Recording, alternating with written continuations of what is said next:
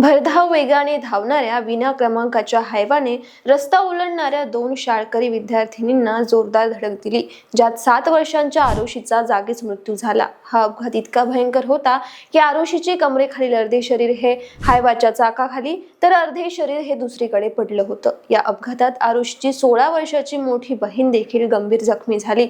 या घटनेनंतर संतप्त झालेल्या नागरिकांनी रास्ता रोको करत संबंधित हायवा वाहन रोखून धरलं। त्या हायवाची तोडफोड केल्याचंही पाहायला मिळालं, त्यामुळे बराच वेळ तणावाचं वातावरण निर्माण झालं होतं। मंडळी, ही संतापजनक घटना छत्रपती संभाजीनगरच्या वाळूज MIDCतील विटावा ते एकलहेरा या रस्त्यावर 25 ऑगस्टच्या दुपारी 3:30 वाजता घडली। पण यावेळी नेमकं काय घडलं? आरुषी आणि नंदिनी या दोघी बहिणी शाळेतून परतत असताना घरापासून अगदी 30 फूट अंतरावर त्यांचा भीषण अपघात कसा झाला, त्यानंतर वाहन चालक आरोपीचं काय झालं आणि या घटनेनंतर सामाजिक कार्यकर्ते रमेश पाटील यांनी घेतलेली आक्रमक भूमिका काय, जाणून घेऊया या व्हिडिओच्या माध्यमातून। नमस्कार, मी गीतांजली आणि आपण पाहत आहात दंका। मंडळी, या घटनेत मृत्यू झालेल्या विद्यार्थिनीचं पूर्ण नाव आरुषी कृष्णा तिवारी असं असून वाळूज MIDCतील विटावा येथील विराज पार्क मध्ये ती आपल्या कुटुंबासह राहत होती। तिचे वडील कृष्णा तिवारी हे मूळचे उत्तर प्रदेशच्या प्रयागराज येथील रहिवासी असून गेल्या 15 वर्षापासून ते छत्रपती संभाजीनगर मध्ये वास्तव्याला आहेत। कृष्णा तिवारी यांच्या कुटुंबात पत्नी, 4 मुली आणि 1 मुलगा असा त्यांचा परिवार आहे।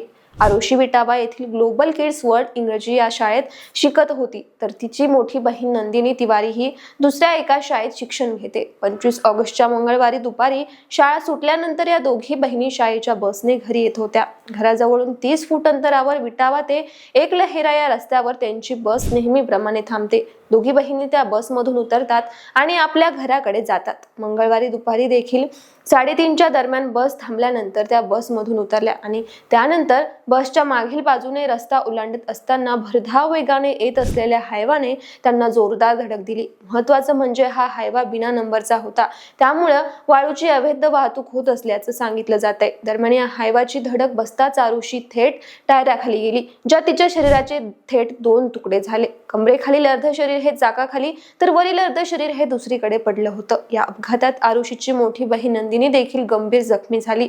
तिला तातडीने खासगी वाहनातून घाटी या शासकीय रुग्णालयात दाखल करण्यात आलं। नंदिनीवर सध्या हॉस्पिटलमध्ये वैद्यकीय उपचार सुरू आहे। दुसऱ्या बाजूला या भीषण अपघातानंतर काहीच वेळात त्या ठिकाणी मोठ्या संख्येने नागरिक जमा झाले। दरम्यान संतप्त जमावाने विना नंबरचा तो हायवा रोखून धरत हायवे चालकाला मारहाण केल्याचं माध्यमातून व बातम्यांमधून समोर आले। तसेच यावेळी हायवाच्या काचाही फोडण्यात आल्या। नागरिकांच्या जमावाने तब्बल 2 तास रास्ता रोको आंदोलन केलं, त्यामुळे ज्या ठिकाणी तणावाचं वातावरण पाहायला मिळालं। दरम्यान वाळूज MIDC पोलिसांना या घटनेची माहिती मिळताच पोलिसांचं पथक देखील तात्काळ घटनास्थळी दाखल झालं। त्यांनी तेथील परिस्थिती नियंत्रणात आणत हायवा चालकाला ताब्यात घेतलं, पण तरीही नागरिकांकडून हायवा हटवण्यास विरोध केला जात होता। शेवटी पोलिसांनी पंचनामा करून दोषींवर कठोर कायदेशीर कारवाईचं आश्वासन दिलं आणि त्यानंतर नागरिकांचा संताप काहीसा शांत झाला। त्यानंतर पोलिसांनी हायवा आणि चालकाला ताब्यात घेऊन पोलीस ठाण्यात नेल्याचं सांगण्यात येतंय।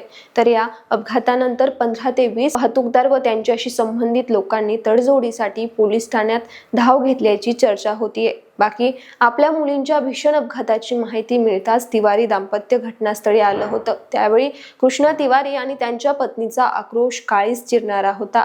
त्यांच्याकडे पाहून उपस्थित नागरिकांचंही मन हेलावून गेलं होतं, कारण शाळेतून घरी येत असलेली चिमुकली अवघ्या 1 मिनिटात घरात पोहोचणार होती, पण घरापासून अवघ्या 30 फूट अंतरावरच काळाने तिच्यावरती घाला घातला। मंडळी, वाळू वाहतुकीच्या बेलगाम जड वाहनांमुळे अलीकडच्या काळात अपघातांचं प्रमाण वाढलं असून याच परिसरात चालू महिन्यातील ही दुसरी घटना ठरली आहे। यापूर्वी 5 ऑगस्टला आंबेलोहळ परिसरात विना क्रमांकाच्या भरधाव टिप्परने देविदास जाधव या 41 वर्षीय व्यक्तीचा जीव घेतला होता।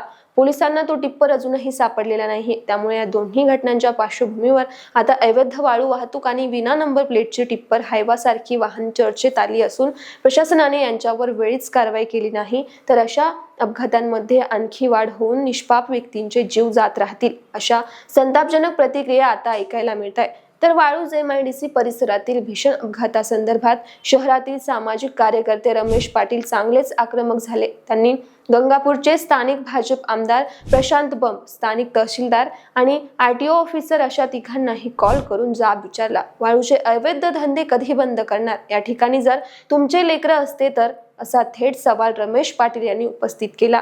तसेच तहसीलदार, कलेक्टर किंवा कोणताही संबंधित अधिकारी निष्काळजीपणा करत असेल आणि त्यामुळे जर लोकांचा जीव जात असेल तर गुन्हेगारांसोबत या अधिकाऱ्यांवर सुद्धा मोक्का अंतर्गत कारवाई केली पाहिजे, अशी मागणी रमेश पाटील यांनी लावून धरली आहे. त्यामुळे यावर स्थानिक प्रशासन किंवा आमदार प्रशांत बंब नेमकी काय भूमिका घेतात हे पाहणं आता महत्त्वाचं असेल. बाकी या संदर्भात तुमच्या काही प्रतिक्रिया असतील तर आम्हाला कमेंट बॉक्समध्ये नक्की कळवा आणि अशाच अपडेटसाठी आमच्या चॅनलला फॉलो आणि सबस्क्राईब करायला विसरू नका.